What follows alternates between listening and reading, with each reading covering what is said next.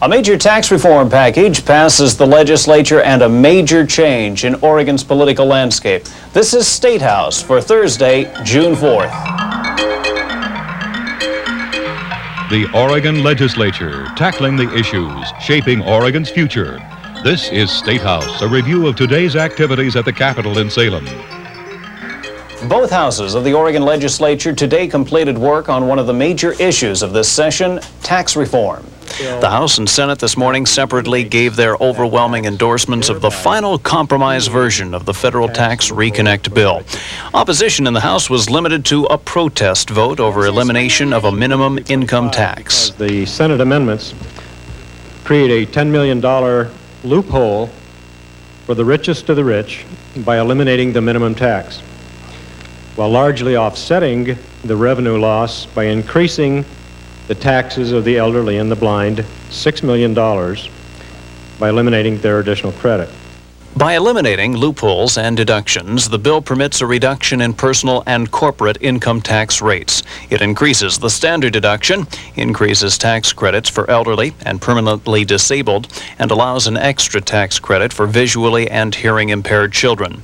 Today's passage brings to a close some 45 public hearings and work sessions on this bill. To the chair and to the vice chair and both the Republicans and the Democrats on that committee, thank you for a job well done. In other news, the Oregon House today dabbled in foreign policy, voting to send a letter to Congress concerning American policy in Central America.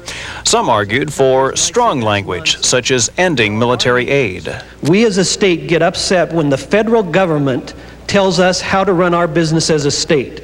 How do you think Nicaragua feels when the United States, another country, tells them how they ought to run their business?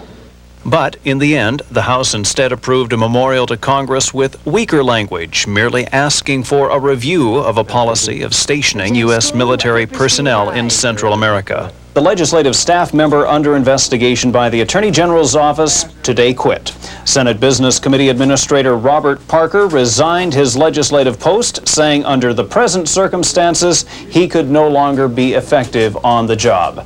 Senate President John Kitzhaber says he considers this case a personnel matter and will have absolutely no further comment on this case until the Attorney General's office completes its investigation into what we've been told are borderline ethical problems.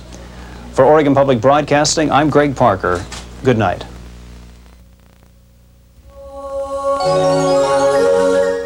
It was